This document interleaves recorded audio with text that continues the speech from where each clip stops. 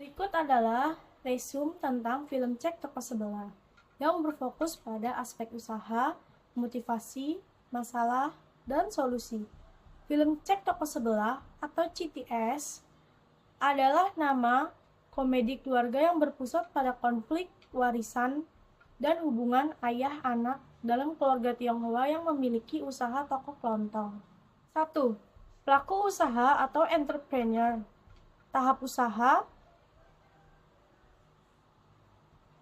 yaitu pelaku usaha, pendiri atau awal, Koh Afuk atau Chef Ginwah, pewaris sementara, Erwin atau Ernest Prakasa, anak bungsu, penerus dan pengembang, Yohan atau Dion Wiyoko, anak sulung dan istrinya Ayu, Aditya Wirasti.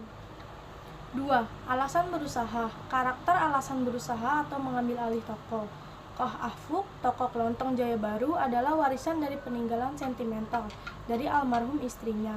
Ia ingin ada yang meneruskan usahanya karena ia sudah tua dan sakit-sakitan, sehingga bisnis keluarganya tidak mati. Erwin awalnya enggan karena memiliki karir gemilang di perusahaan multinasional dan akan dipromosikan ke Singapura. Ia akhirnya menerima tantangan ayahnya untuk masa percobaan 1 bulan. Didorong oleh rasa hormat dan keinginan membuktikan diri, Yohan merasa memiliki ikatan emosional yang kuat dengan tokoh tersebut, karena di sanalah kenangan manisnya bersama mendiam ibunya berada. Ia juga termotivasi untuk mendapatkan pengakuan dan kepercayaan dari ayahnya yang selalu memfavoritkan Erwin. 3.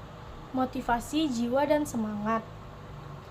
Koh Afuk semangat mempertahankan warisan. Ia memiliki jiwa pedagang tradisional yang kuat, namun cenderung kolot dan sulit terbuka pada perubahan. Toko adalah segalanya baginya. Erwin, jiwa modern dan efisien. Ia membawa perspektif manajemen korporat ke dalam toko kelontong, bersemangat untuk melakukan modernisasi sistem dan meningkatkan operasional toko. Yohan dan Ayu, semangat kewirausahaan baru. Yohan memiliki passion di bidang fotografi, dan Ayu memiliki impian membuka toko roti atau kue. Mereka pada akhirnya menggabungkan semangat warisan keluarga dengan passion pribadi, mengubah toko kelontong menjadi bisnis yang relevan dengan minat mereka. 4. Masalah usaha dan solusi usaha sampai berkembang.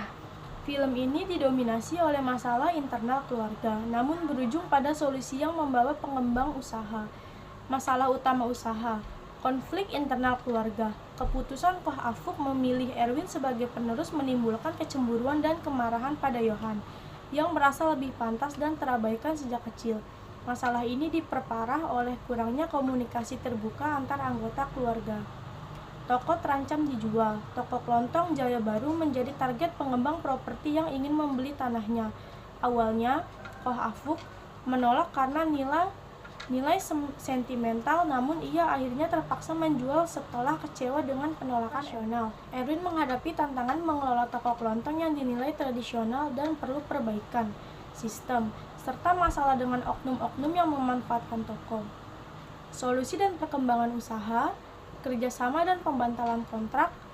Erwin dan Yohan, meskipun awalnya bertentangan, akhirnya bekerja sama untuk menyelamatkan toko yang terlanjur dijual Koh Afuk. Mereka berhasil menemukan celah hukum atau moral pada pengembang untuk membatalkan kontrak penjualan tanah.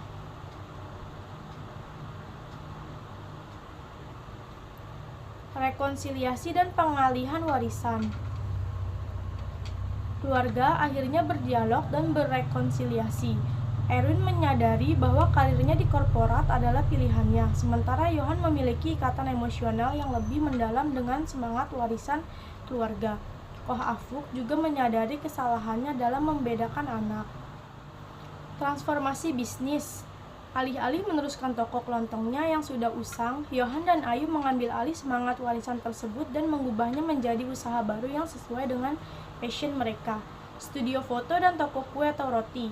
Mereka bahkan mempekerjakan kembali karyawan-karyawan lama toko kelontong.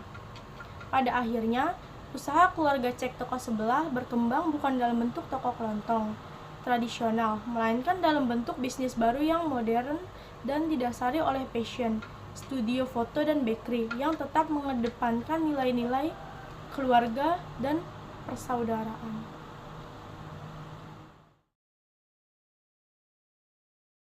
Kesimpulan film Cek Toko Sebelah adalah tentang rekonsiliasi keluarga yang dipicu oleh konflik warisan toko.